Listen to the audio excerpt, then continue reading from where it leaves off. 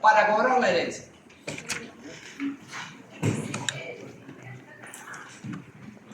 Producida la muerte, lo encarcelan, por cierto, lo procesan, pero solicita que le den la herencia. El punto es, ¿habría que darle la herencia a quien mató al causante? ¿Del que es sucesor? No, no es una causal de exclusión del testigo. ¿Se entiende? Asumamos que no esté regulado en la ley, seguramente en el Código Civil dice Sí. no Una exclusión de causa. sucesión. Pero asumamos que no estuviese regulado, porque además este caso es un caso antiguo. Búscame de qué fecha es Rixi versus Palmer. Ese es el problema, ¿se entiende? La Corte de Nueva York dice, no, espera, si asumimos esto, ¿tiene derecho a la herencia? Bueno, en principio sí, es sucesor, ¿correcto? Asumamos que fuera el único sucesor. Ajá. ¿Quién lo resuelve? La Corte de claro, la Corte de Apelación de Nueva York. ¿Y en qué fecha? En 1880. Yo sabía que era un caso antiguo. Entonces, lo que la Corte dice, en Riggs versus Palmer, no puede ser. No puede ser que el que comete un delito se beneficie de las consecuencias del delito. ¿Correcto? ¿Ah? Claro. Es decir, no puede ser que usted cometa un delito y obtenga beneficio del delito. Un poco, de alguna manera, si trazamos un paralelo y saliendo del ámbito sucesorio, un poco es el objeto de la ley de extinción de dominio, cuya constitucionalidad se encuentra en discusión ante el Tribunal Constitucional en el expediente 12-2025. Un poco acá es lo mismo. La pregunta del millón, en este caso de la extinción de dominio, ustedes saben, ¿no? Hay un proceso autónomo de extinción de dominio de bienes obtenidos ilícitamente. La lógica del legislador es la de que no existe propiedad, derecho de propiedad obtenida ilícitamente. Si está obtenida ilícitamente, no tiene protección del derecho a propiedad. Entonces viene el Estado y lo recupera. Correcto. Extingue el dominio fraudulento del que lo obtuvo el bien ilícitamente. Lo que se discute ahora es si tiene que haber una condena penal para que resulte legítima la extinción de dominio. El tribunal en principio ha justificado la extinción de dominio, ha dicho, ok, muy bien, estamos de acuerdo en que si la propiedad fue obtenida ilícitamente, debe protegerse el tercero adquirente de buena fe, etc. Muy bien. Pero, ok, es correcto, no es claro, es constitucional la extinción de dominio, pero hay un caso adicional donde lo que se discute es si debe estar esto vinculado a una condena penal. La idea parece atractiva. Bueno, si es ilícito, tiene que tener un origen ilícito y por lo tanto tiene que haber condena penal. Pareciera haber una línea lógica. Sin embargo, me parece que hay como una suerte de espejismo. Pasa lo siguiente: el bien pudo ser obtenido ilícitamente y que no logren condenarme por varias razones. La primera, porque haya transcurrido el plazo de prescripción. La segunda, porque me hayan imputado un delito X y en realidad no se demostró mi responsabilidad penal por el delito X, pero cometí el delito Z. ¿Se entiende? Es decir, tú tienes más dinero en tu cuenta del que puedes justificar. Bueno, eso puede ser varias cosas. Desde lavado de activos, a tráfico de drogas, a delitos de corrupción, a delitos contra la propiedad. ¿Se entiende? Ok, el Ministerio Público te procesa por un delito. Puede que no demuestre la responsabilidad penal por el delito X. El caso de la señora Fujimori, que ha gosteado a los demás candidatos.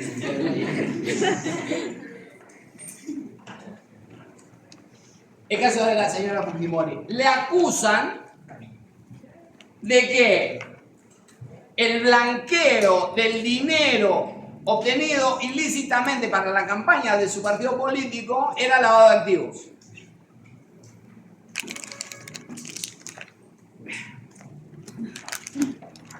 Un genio tuvo esa idea.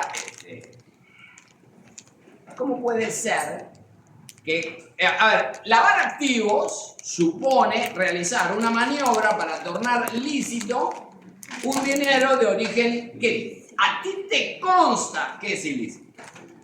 El ejemplo del delincuente lavador de activos es la expresidenta argentina, la señora Kirchner, ¿correcto? Tenía un hotel inmenso, en el medio de la nada, donde entraba mismísimamente nadie, pero figuraba ocupado los 365 días del año y generaba centenares de millones de dólares de facturación.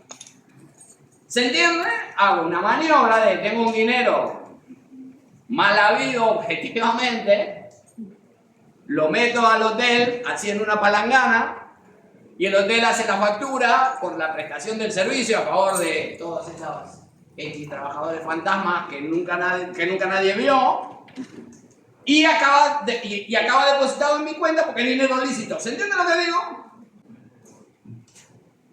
Eso es lavar activos. Eso es lavar activos. Hacer una maniobra, la del hotel, para que el dinero ilícito que entró como presunto pago del alojamiento salga en forma de rentabilidad de la empresa. Entonces, lo que era un dinero originalmente ilícito acaba saliendo como un dinero que se encuentra legalizado en el Senado. ¿Me explico? Entonces, volviendo al caso de la señora Fujimori, hicieron maniobras para legalizar los aportes al partido, porque la ley de partidos tiene un régimen que no se observó en el caso de los aportes de esta campaña. Pero eso no demuestra el lavado de activos, a ver si nos entendemos. Demuestra que el partido fue financiado con financiamiento ilícito.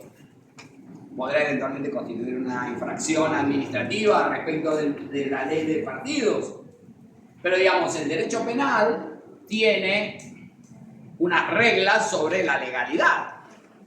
¿Correcto? Entonces, tiene que existir una conducta que se ajuste a la descripción típica, ¿sí? El tipo tiene un núcleo. En el núcleo del tipo hay siempre un verbo. Porque lo que está prohibido es hacer algo, no está prohibido ser. ¿Correcto? No importa quién es usted, importa lo que ha hecho. El nuestro es un derecho penal de acto, no de autor. En consecuencia, puede ser perfectamente que usted tenga bienes ilícitos, volviendo al punto de la extinción de dominio, puede ser que tenga bienes ilícitos y que no sea condenado penalmente. ¿Me explico? No hay una condena penal, no es lavado de activos. ¿Correcto? No lo es. El príncipe subpalma era el problema, volvemos ahora al problema original sucesorio. La Corte dice, a partir de la constatación en un caso concreto, dice, no puede ser. ¿Se entiende? No puede ser que el homicida se beneficie de los bienes que genera la condición de delito. Caso número 2. Un buen día entra la policía a la casa del señor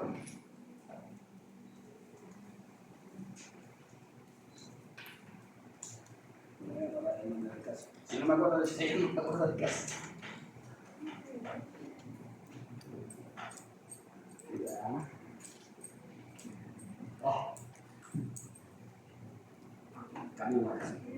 Un buen día agarran a un señor en la calle, lo detienen y se lo llevan. ¿Y por qué me detienen? ¿A ti qué me importa? Camina y vamos para allá. La pregunta del millón es, ¿el derecho de defensa opera desde el primer momento? Razona la Corte, ¿verdad? Por lo tanto, desde el primer momento tienes que poder defenderte. Y entonces, hablar o no hablar, que es tu derecho, ¿correcto? Está en discusión sin mentir, pero lo cierto es, eso está en discusión, pero lo que sí está del todo claro es que hablar o no hablar es parte de tu derecho. La declaración del imputado no opera como un simple medio probatorio. La declaración del imputado es un mecanismo de defensa. De modo que el imputado puede perfectamente negarse. Y no tiene obligación de declarar. Y no puede ser obligado a declarar ni él ni sus familiares. ¿Correcto? De alguna manera, un caso límite se presentaba en el atropello de esta deportista por el conductor, donde la esposa del padre, que vendría a ser su madre política, la madrastra, digamos, tenía obligación de declarar o no. Yo creo que no. Yo creo que ocupa el lugar de la madre. Entonces yo creo que no debe extenderse el deber de declarar, pero eso es otro tipo de pena. Entonces digo, el derecho de defensa opera desde el primer momento, opera desde que lo detienen, y no sé si mentir o no, no sé si hay un derecho a mentir, esto está en discusión en el ámbito penal, pero lo que sí, lo que no hay ninguna discusión es que no tiene obligación de declarar. En cambio, el testigo sí tiene obligación de declarar. Pero claro, es testigo aquel que aprecia algo, a quien le consta, no que a quien le han contado. Si a usted le han contado que Juan dijo, entonces usted no es testigo. El testigo es quien dijo que Juan le dijo. ¿Se entiende? Ese es el testigo. El testigo es a quien algo le consta, porque estaba ahí o porque por alguna razón llegó a su conocimiento, pero a su conocimiento, no al de otro. El testigo tiene obligación de declarar. Y comete delito si miente. Tiene obligación de declarar y debe declarar la verdad, además. Salvo con el único límite de que declarar la verdad como testigo lo pudiera incriminar. En cuyo caso puede dejar de declarar, pero no porque el testigo pueda abstenerse de declarar, sino porque tiene un derecho a incriminarse. ¿Se entiende lo que digo? Entonces, si el testigo tiene obligación de declarar y el único límite a ese deber es la autoincriminación. ¿Correcto? Pero claro, debe hacerlo expreso. No es que el testigo pueda oponerse a declarar, es que va a cambiar su situación. ¿Se entiende lo que digo? Entonces, está claro que el derecho de defensa opera desde el mismo momento en que lo detienen. ¿Verdad? Por lo tanto, tiene que saber por qué lo detienen para que pueda ejercer adecuadamente o por lo menos para que se encuentre garantizado. O sea, estupidez es la responsabilidad, ¿no? ¿Qué dice, qué no dice? Eso ya es su problema. Y si tiene dudas, mejor no diga nada. Es mejor parecer idiota con la boca cerrada que abrirla y confirmar. Sí, claro. Esta es una regla que yo aplico muy metódicamente.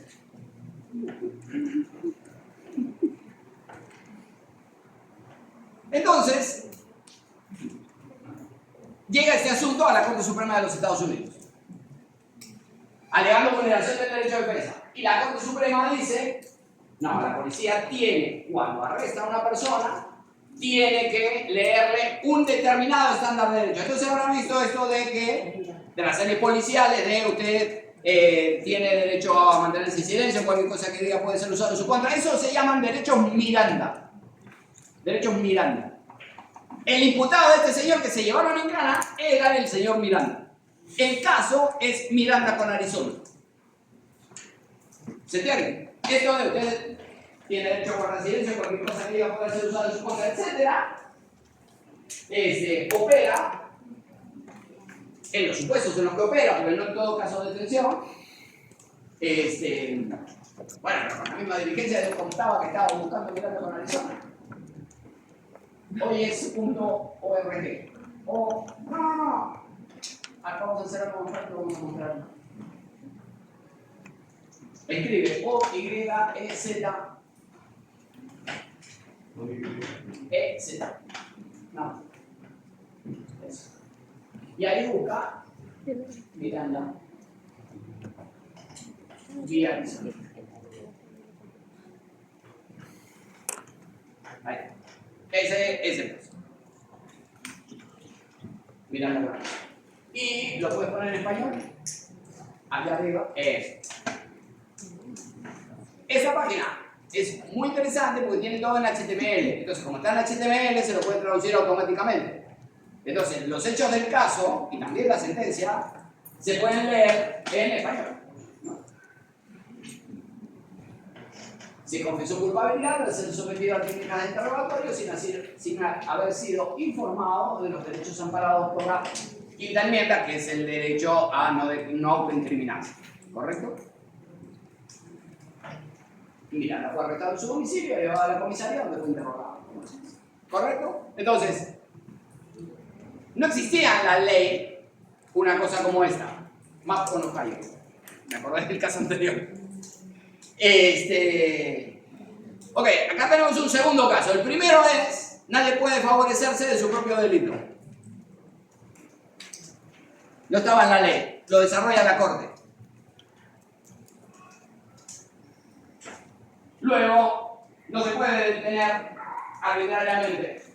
Tienes que explicarle cuál es la razón por la que está detenido para que pueda ejercer adecuadamente su derecho de defensa. La condena tiene que ser en un proceso legal, un proceso que garantice los derechos del imputado. Escuchaba este debate surrealista que se ha suscitado entre los candidatos y algún genio, no sé cuál, les pediría que por favor lo vean para que no voten por ese señor, pero decía algo así como: ignoren el debido proceso, vamos a condenarlo a muerte sin juicio. ¿Vieron el meme? Ya. Entonces, esto debería estar sucediendo en todas las casas en este momento. Hagan un favor, busquen eso y no voten por ese señor. Ni idea quién fue, así que esto no es partidismo, digamos, es solo razón.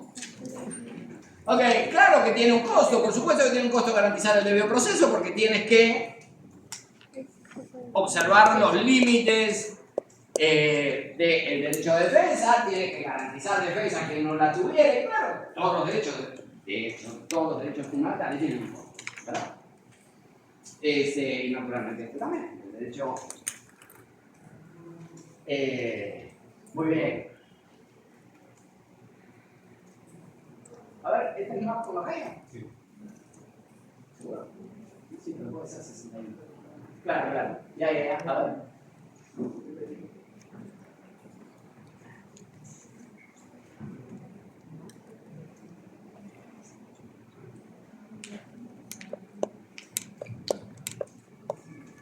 Bueno, no estoy muy seguro. Estoy casi seguro que era este caso, pero los hechos que estoy leyendo no coinciden con lo que yo recuerdo. Voy a revisar. Revisa a ver, anda buscando, pero por fuera de esto, la doctrina del fruto del árbol prohibido. El punto era el siguiente: yo estoy casi seguro que era un caso de drogas. Un señor tenía drogas en su sofá, ¿correcto? Entra la policía y se llevan de las solapas al señor y a las drogas.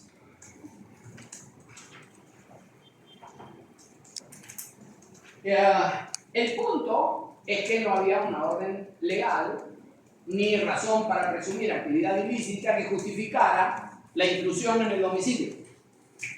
Entonces la discusión se centró en si la autoridad podía cometer actos ilegales para obtener una condena legal. Tal vez el caso más extremo de esto sea si podemos torturar al que sabe dónde está la bomba. Correcto, que va a estallar en breve y que él conoce la localización.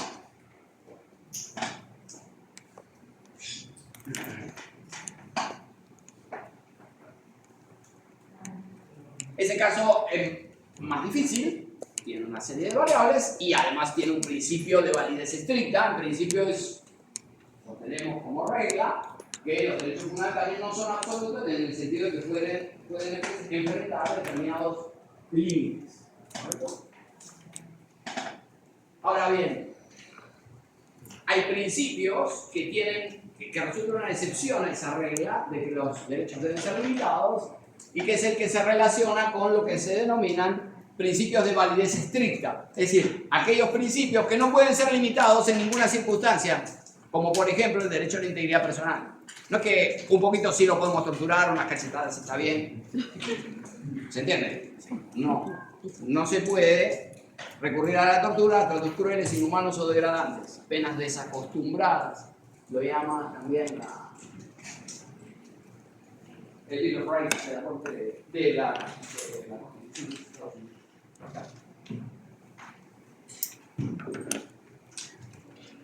Entonces lo cierto es que la Corte, llega a la Corte del asunto, la Corte dice, no, las fuerzas policiales no pueden cometer delitos para obtener prueba contra una persona que habría cometido un delito. Es decir, el esclarecimiento del delito no admite la comisión de otros delitos. Y la prueba obtenida ilícitamente no puede ser valorada por ellos. Es lo que se denomina la doctrina del fruto del árbol prohibido. ¿Se entiende? Es decir, no se puede allanar, no se puede obtener prueba ilícitamente y luego hacerla valer en un juicio legal. ¿Correcto? En el caso de clipping, grabaciones ilegales e interceptaciones telefónicas usadas en el pasado, se alegó esto. Lo que pasó fue una compañía X, más tarde se supo qué compañía era y todo, intervino líneas telefónicas. Esa interceptación claramente era ilegal, no tenía autorización judicial, etc. Una interceptación ilegal. Pero luego, ese producto de la interceptación ilegal llega a un periodista y el periodista lo difunde por televisión. Entonces el Ministerio Público no usó la prueba ilícita, sino que usó la difusión de información pública. Entonces se acabó resolviendo que eso estaba usado válidamente, porque no se había cometido delito, el Ministerio Público no había cometido delito. Obviamente había habido un delito, porque digamos, algo que hubiera sido el propio Kimber, cosa difícil. O quien hablara con él, que también podía ser, que lo hubiera difundido, después nadie más podía tener lícitamente esa grabación. Profesor, disculpe, ¿y cómo sería en el caso de los Vladivideos?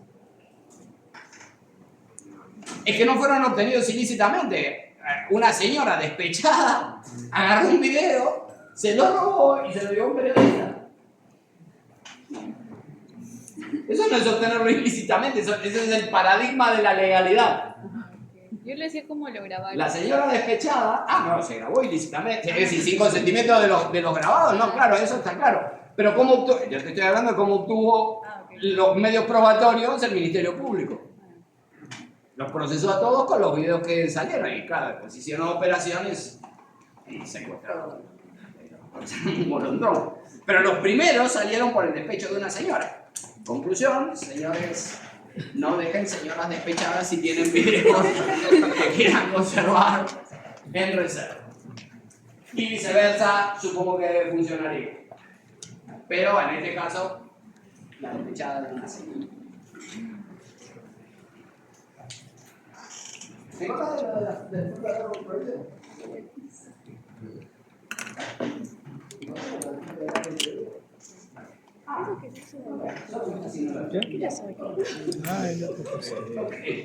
Lo llamaremos derecho al libre desarrollo de la personalidad del asistente de esta carrera. Bueno, su respuesta fue: ¿y por qué lo buscaría? Que a usted le importe. No me dice. Muy bien. Bueno. Creo que haber ejemplificado un poco la idea de reglas desarrolladas, pero no por el legislador. Estas reglas obviamente no estaban en la ley, no había una norma legal que decía esto se resuelve de esta manera. Es la judicatura la que resuelve un caso. En el sistema norteamericano lo he usado las decisiones porque este principio de aplicar las reglas desarrolladas por órganos jurisdiccionales es un principio natural propio de los sistemas de common law. ¿Correcto? De los sistemas de derecho consuetudinario, la Corte Suprema de los Estados Unidos, en los casos que hemos visto, más la Corte de Nueva York en versus Parker, fija un criterio, establece un estándar, pero no dice, ni tiene ningún deber de decir, esto es un precedente o no es un precedente, solo resuelve el caso y dice, nadie se puede beneficiar de su propio delito, no se pueden utilizar válidamente medios probatorios obtenidos ilícitamente, no se puede detener sin que el detenido conozca las causas por las que se lo detiene. Solo dice eso. No dice en qué caso se aplica, cuáles son las excepciones, lo deja ahí. Cuando se discute el siguiente caso, cuando se lleven al siguiente, habrá que discutir si en ese caso que no se aplicó la regla es igual o no que el otro. Ya, pero si en el caso la detención es en flagrancia, entonces no hace falta que le lea nada. ¿Se entiende lo que digo? Entonces puede existir una diferencia entre un caso y aquel que dio lugar al establecimiento de la regla. El precedente es entonces una regla que se deriva de las circunstancias de un caso concreto. Diré más, es una regla que se deriva de la ratio decidendi de ese caso. A ver, en toda discusión hay unos fundamentos de hecho, un soporte fáctico, unos hechos que ocurrieron, ¿bien? Y luego habrá un encasillamiento jurídico de esos hechos y unos argumentos que permiten justificar, en nuestro caso aplicando la ley, la decisión que el órgano vaya a adoptar. ¿Correcto? La legitimidad de las decisiones judiciales depende justamente de su motivación, de que exprese las razones por las cuales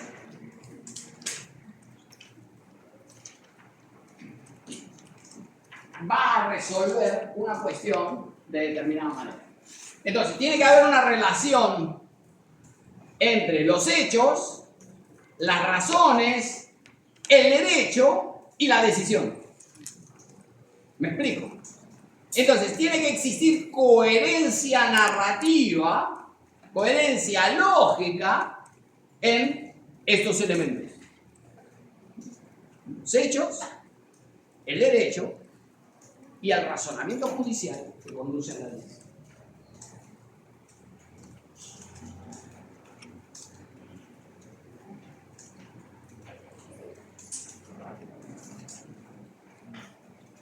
Entonces, en el sistema norteamericano, la Corte Suprema se limita a resolver el caso y en el siguiente se discutirá si las reglas elaboradas en aquel caso resultan de aplicación o no a este otro.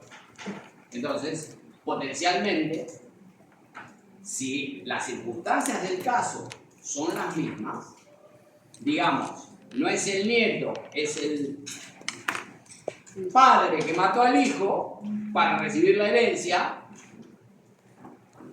hay una diferencia fáctica, pero la lógica es exactamente la misma. Se favorece de su propio delito, entonces la lógica de Ring versus Palmer, aun cuando el hecho no sea exactamente igual, porque no es el sobrino matando al tío, no me acuerdo exactamente, creo que era el sobrino que mataba al tío, pero no estoy seguro. Pero como fuere, digamos, si no es el mismo pariente, ok, pero la lógica es, si la lógica es la misma, pareciera que deberíamos extender la regla del precedente también a este caso, deberíamos comprenderlo. Pero si la lógica es una distinta, ¿sí? Si el caso es uno diferente, pues entonces no necesariamente debe extenderse la regla.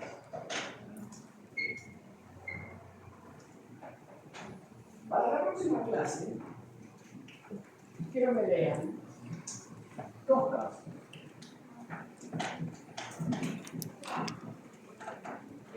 Búscame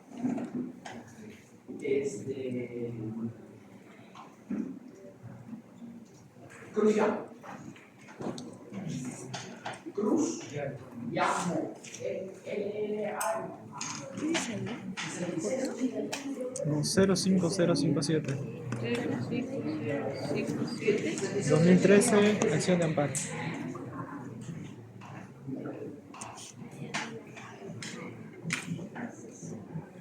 Luego Quiero que lean esos dos. 0681. ¿Ya? 2013, acción de amparo. Este de acá es un 8. O intentaba hacerlo. Es 8.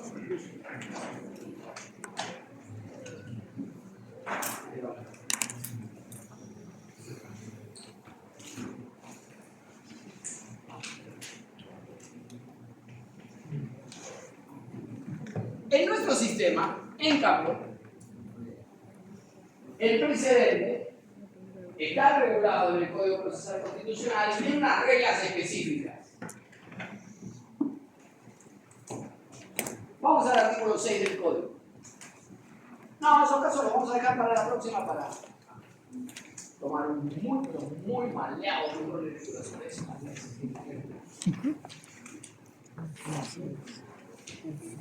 A ver, léete el primer párrafo de este artículo 6.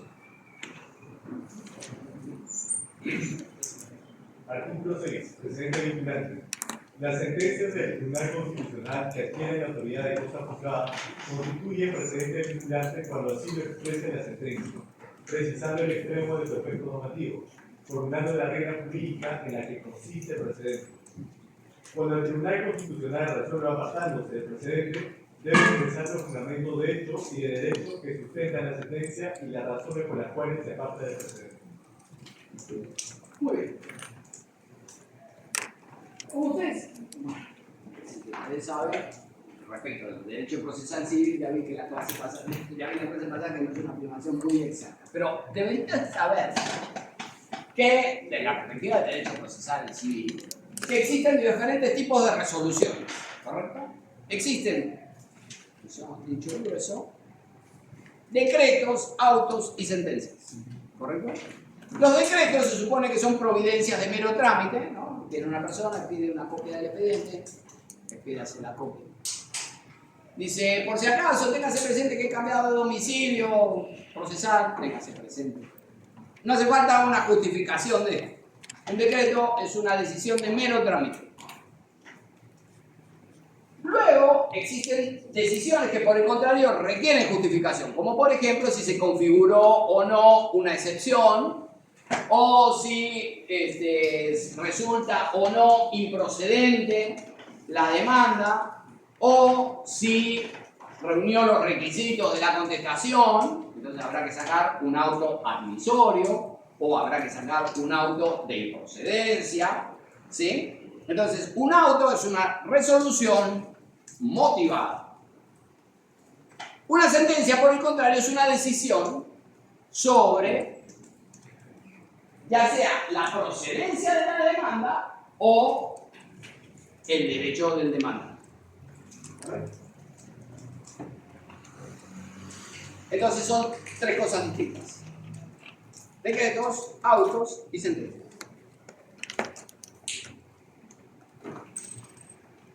El precedente no puede estar ni en decretos ni en autos. La sentencia del Tribunal Constitucional. ¿Se entiende?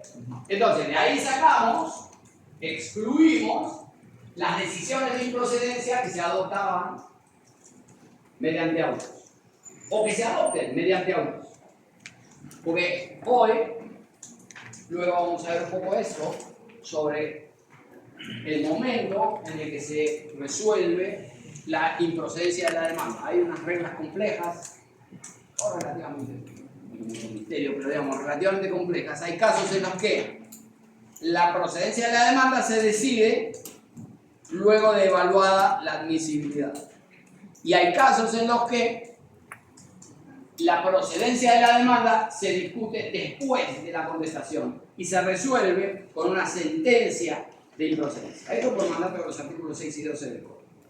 ¿Correcto? Entonces, puede haber autos y que cuando se aprobó la prohibición de rechazo liminar plano, no había rechazo liminar, entonces ninguna demanda era declarada improcedente por auto. Entonces, habían desaparecido los autos que ponían fin a los procesos constitucionales. 6 y 11. Pero han regresado con las excepciones del artículo 6. En el artículo 6 se mantiene la prohibición, pero se han admitido 2 excepciones. Pues bien, esas excepciones pueden terminar con un auto de improcedencia. Entonces, si se trata de un auto de improcedencia y una discusión sobre la procedencia de la demanda derivada de un auto, no procede. No existe la posibilidad de establecer un precedente a partir de ahí. ¿Correcto?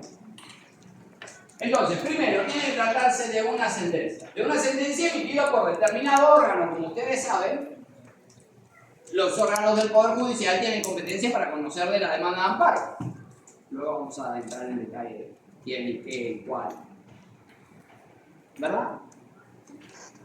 Y además, esto lo veíamos cuando hablábamos de la competencia del Tribunal Constitucional, decíamos el Tribunal conoce de las resoluciones denegatorias recaídas en los procesos de tutela de derechos. ¿Correcto? Eso dice el inciso segundo del artículo 202. ¿Está bien? Denegatoria. Por lo tanto, las estimatorias, ¿sí? Denegatorias, por denegatoria entendemos infundadas e improcedentes. ¿Correcto? Por lo tanto, aquellas que sean estimatorias, aquellas que declaren fundada la demanda, no llegarán al conocimiento del Tribunal Constitucional. Porque así lo establece la propia Constitución. Dice que llegan las resoluciones denegatorias. Por lo tanto, aquellas que tienen un doble conforme judicial no llegan al conocimiento del Tribunal Constitucional. Entonces, esa sentencia es una sentencia estimatoria del Poder Judicial, pero en ese caso no puede establecerse un precedente. Tiene que ser una sentencia y tiene que ser del Tribunal Constitucional. Y además, esa sentencia tiene que tener la condición de cosa juzgada. El Código define este asunto. Artículo 14.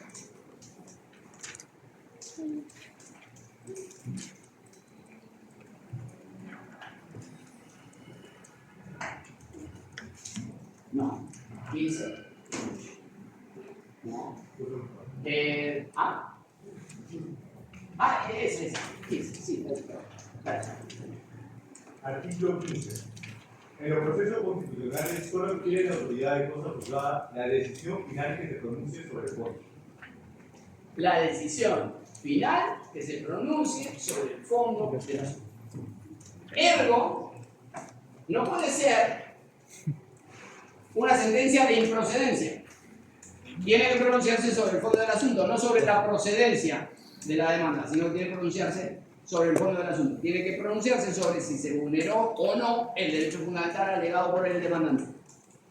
Puede ser estimatoria o desestimatoria, pero tiene que pronunciarse sobre el fondo del asunto para que constituya cosa juzgada. Solo constituye cosa juzgada la decisión sobre el fondo, dice el el tribunal ha emitido alguna regla diferente en relación con este asunto, establecido algún precedente en una sentencia de improcedencia, que es una cosa extravagante y grave. Volvamos al artículo 6.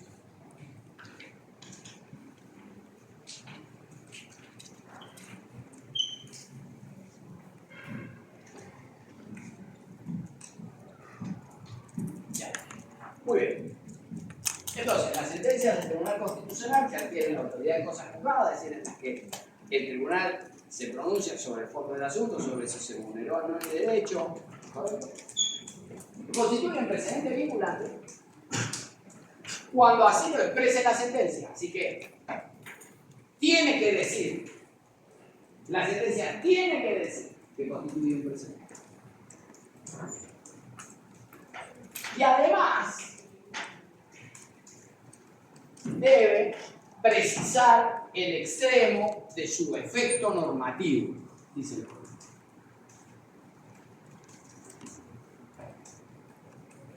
Esto se relaciona con lo siguiente.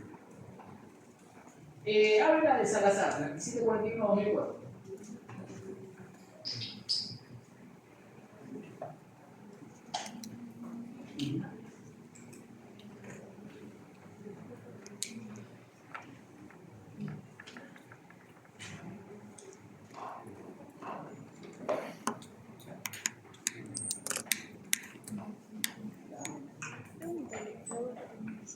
¿Cuál?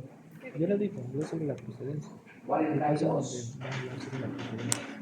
En caso donde son sobre el fondo. Entonces me pasa acá. Ojalá. Lee 42 y 43. Vete a la atención. La definición entre jurisprudencia y precedente. Fundamento 42. La incorporación del precedente constitucional vigilante, los términos en que precisa el Código Procesal Constitucional, genera por otro lado la necesidad de distinguirlo de la jurisprudencia que emite este tribunal. Las sentencias del Tribunal Constitucional, dado que constituyen la interpretación de la Constitución del máximo tribunal jurisdiccional del país, se estatuyen como fuente de derecho y vinculan a todos los poderes del Estado. Asimismo, conforme lo establece el artículo 6 del Código Procesal Constitucional y la primera disposición general de la Ley Orgánica del Tribunal Constitucional número 28.301, los jueces y tribunales interpretan y aplican las leyes y reglamentos conforme a las disposiciones de la Constitución y a la interpretación que de ellas realice el Tribunal Constitucional a través de su jurisprudencia en todo tipo de procesos. La jurisprudencia constituye, por tanto, la doctrina que desarrolla el tribunal en los distintos ámbitos del derecho, a consecuencia de su labor frente a cada caso que va a resolver. Pausa. Primer asunto, el tribunal diferencia entre jurisprudencia y precedente. Dice, no son lo mismo. Y además no solo que no son lo mismo, sino que además, no toda decisión del Tribunal Constitucional tiene alcance obligatorio. ¿Correcto? ¿Qué cosa es, o qué debemos entender por jurisprudencia? Esto lo veíamos también cuando hablábamos de los límites del control difuso y hablábamos de que los tribunales interpretan de conformidad con las sentencias del Tribunal Constitucional, decíamos. Y cualquier cosa es obligatoria, es decir, cualquier cosa hay que hacer amén. Sería una mirada un poco extrema esta, ¿no? El tribunal dice, cuando desarrolle alguna cuestión respecto del alcance de un derecho, de un principio, esto constituirá doctrina. Por ejemplo, en su momento, vamos a ver, cuando veamos el proceso de habeas corpus, el tribunal estableció una clasificación teórica, a partir de un caso, naturalmente, pero estableció una clasificación teórica de los procesos de habeas corpus, de los tipos de habeas corpus. En la Corte de Chuquihuanca, en 2663-2003, el tribunal habeas corpus, el tribunal dice, existen X y Z tipos de habeas corpus diferentes. Ok, lo que ha hecho es construir una tipología. ¿Está bien? Esto entra dentro de la categoría doctrina. El tribunal dice, analiza el caso de una señora que es invidente. Y dice, toda persona tiene derecho a la igualdad. Fenómeno. Pero esto no implica que todos deban ser tratados de la misma manera. Esto ya lo hemos conversado. ¿Correcto? Eventualmente pueden existir datos diferenciados, justificados, que no resulten, por lo tanto, ofensivos de la dignidad. Muy bien.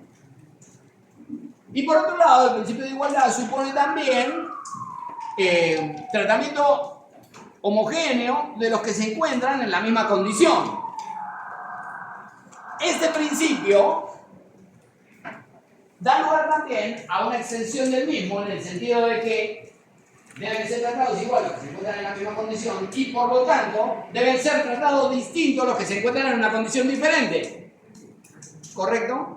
Entonces, el principio de igualdad no se vulnera solo cuando se discrimina, sino también cuando existe un trato indiferenciado, es decir, cuando se trata igual a los que son diferentes.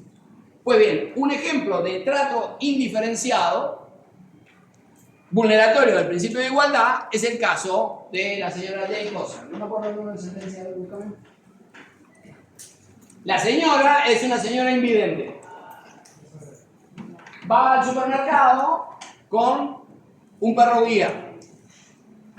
Los supermercados tienen una prohibición legítima de prohibir el ingreso de animales. En principio debe garantizar algún estándar de salubridad, ¿correcto? Entonces, legítimamente tienen una prohibición sobre el ingreso de animales. Claro, no, ese es el apunte de Chuquihuanca, pero no sé qué digo, yo digo es el de cosas. Este es sobre los tipos de habeas corpus. 20. 24, 37, 2013. Ah, sí, correcto. Sí. 24, 37, 2013. Amparo. En ese caso, el tribunal dice, claro, muy bien, está prohibido ingresar con animales al supermercado, pero, un ratito, la señora no viene con su mascota. La asistencia de los perros guía, para el caso de las personas invidentes, se relaciona con el derecho al libre desarrollo de la personalidad. Usted se desplaza, ¿correcto?, en virtud de que ve y se desarrolla autónomamente. Pues bien, esto mismo que logra usted, o que logro yo por los sentidos, lo logra la persona invidente con la asistencia del perro guía. Entonces, la asistencia del perro guía no es como si yo viniera con Bobby. ¿Se entiende? No es Bobby. Porque, digamos, una mascota no cumple la función de guía en el sentido de permitir el desarrollo autónomo, como sí sucede con los perros guía en el caso de las personas invidentes. Por lo tanto, prohibir el ingreso de las personas invidentes con perros guía supone tratar igual a las personas invidentes que quienes no lo son. Y por lo tanto, existe una vulneración del principio de igualdad por